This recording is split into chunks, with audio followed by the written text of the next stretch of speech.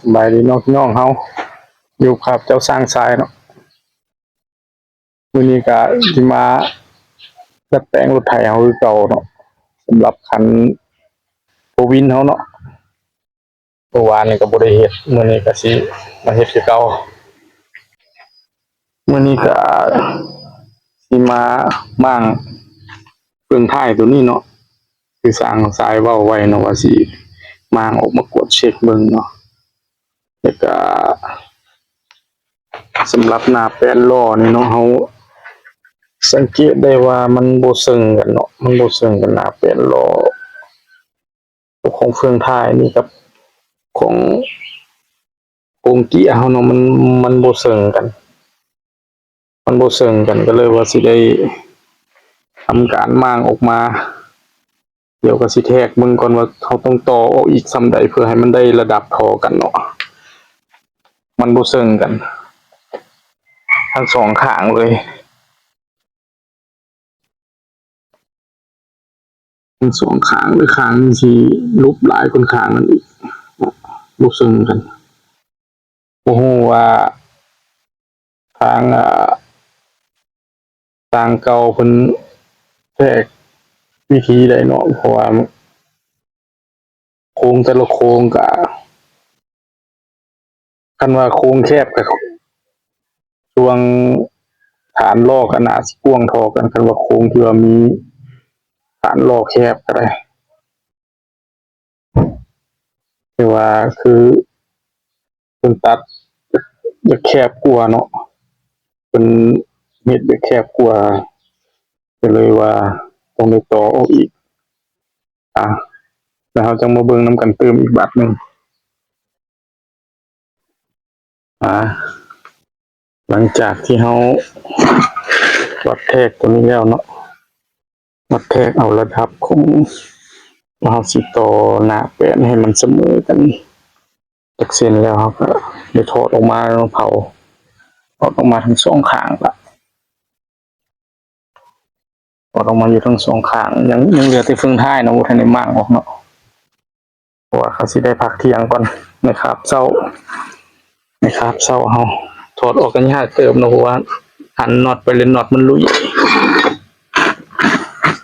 ตัวนี้สิแม่นตัวนี้มันอยู่ข้างเบิ่งนี้เนาะถ้าเอาปินหน้าเข้าไปก็อยู่เบื้องขวามือเฮาถ้าเฮาปินหน้าไปแนมจากทางหลังเข้ามาก็อยู่เบื้องซ้ายมือเนาะถ้าเฮาแนมจากทางหน้ารถเข้าไปก็อยู่เบื้องขวามือเฮาตัวนี้สิต่อออกอยู่3เซนต่อตัวบนนี้แหละต่อตัวบนนี้หาบนนี้ต่อมาถึงแล้วต่อมาเป็น3เซนเนาะในส่วนของหน้าแป้นตัวนี้เนาะเดี๋ยวฝากเบื้องซ้ายนี่สิมันก็ต่อออกอยู่3เซนครึ่งเนาะต่อออกอยู่3เซนครึ่งฝากเบื้องซ้ายแทกจากนี้มาหานี้ต่อออกมานี้3เซนครึ่งเนาะ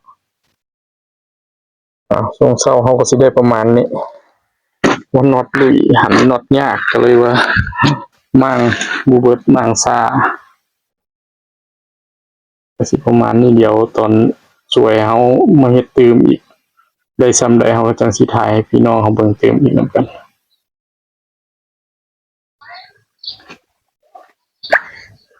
ตอนนี้ก็ได้มั่งออกแล้วเนาะเครื่องถ่ายเขาได้มั่งออกแล้วน้ำมันก็เหลือในเดียวเนาะหัวมันมาออกมาแล้วแม่นน่ะมันบ่มีซินเนาะบ่มีซินหรือว่าปลั๊กอินเฮ็ดให้มันก็เลยเฮ็ดให้น้ำมันหัวเนาะหัวออกก็เบิดละยังเหลือแต่น้อยเดียวนี่เนาะเครื่องท้ายเฮาก็สิเป็นประมาณนี้จนมีเหงี่ยงเข้าเลยเพราะว่ามันบ่มีซินเนาะบ่มีซินเลยน้ำหัวเข้าไปแต่ว่าเฟืองท้ายเฮานี่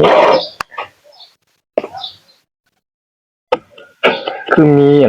หอยจอดจังซี่เนาะหอยจอดอยู่นี่เนาะมีหอยจอดอยู่บนนี้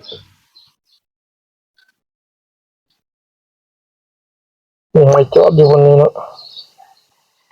วงเพิ่นคือจอดไว้เนาะนี่จะสร้างสายสีตัดประกินใส่เนาะตัดประกินใส่แล้วก็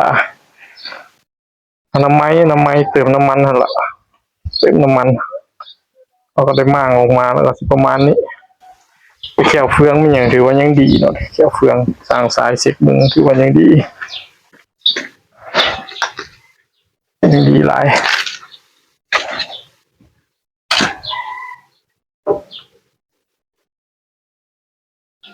คือว่าเอามาเฮ็ดเป็นโป้งขับเคลื่อนได้อยู่เนาะแต่ว่าเฮ็ดโป้งใส่รถแล่นไวๆบ่ได้เนาะสร้างสายคือว่า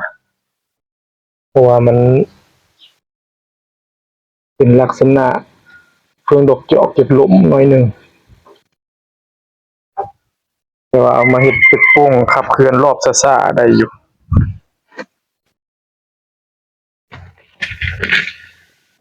ประมาณนี้เดี๋ยวเอามาเช็คเบิ่งว่ามันมีหยังบ่อยู่ใน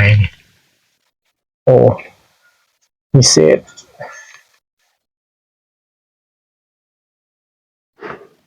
ษเล็กน้องพี่น้องเนาะมีเศษเล็ก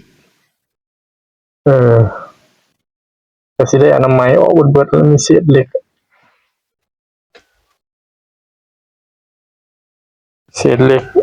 บ่ฮู้ว่ามาแต่ไสหรือว่าตอนสร้างสายเกียร์หั่นบ่แล้วมันเหี่ยเข้าไปบ่เศษเล็กที่อัดหูหูหูหายใจมันหั่นเนาะหูหายใจหูอันนั้นมันเหี่ยเข้าไปบ่เนาะก็สิได้อนามัยเติมอีกบาทหนึงเดี๋ยวเรามาเบิ่งกันอีกบาทหนึงถ้าบัดแล้วพุ่นล่ะตอนนี้เรายังสิไปเฮ็ดหยังแหน่มาเบิ่งกันบัดแล้วพุ่นเพราะว่าตอนนี้ก็สิได้เอาไปเนาะในส่วนของต่อหน้าแป้นออกเนาะหน้าแป้นจับสเตอร์นี่เนาะหน้าแป้นนี่เขาสิเอาไปห้องกึ่งเนาะให้เขาต่อออกให้มันอยู่ในระดับที่เราต้องการเนาะห้องกึ่ง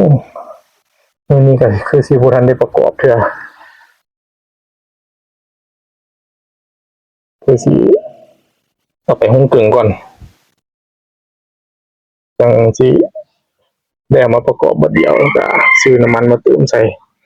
เดี๋ยวนี้ก็สิมีแต่สิตัดประกินใส่ในส่วนของเฟืองท้ายเนาะแล้วก็อนามัยส่วนของเสื้อโป้งเนาะเสื้อเผานี่เนาะอนามัยส่วนเสื้อของมันเสื้อเฟืองท้ายนี่เนาะแล้วก็สิประกอบตัวเฟืองท้ายนี่เข้าไปก่อนก็ปาไว้ในส่วนของหน้าเปลี่ยนเฮาก็สิได้เอาไปห้องเก็บก่อนจังได๋ก็ฝากพี่น้องเฮากดไลค์กดแชร์กดติดตามให้สร้างสายนี่เด้อขอบใจพี่น้องเฮาหลายๆ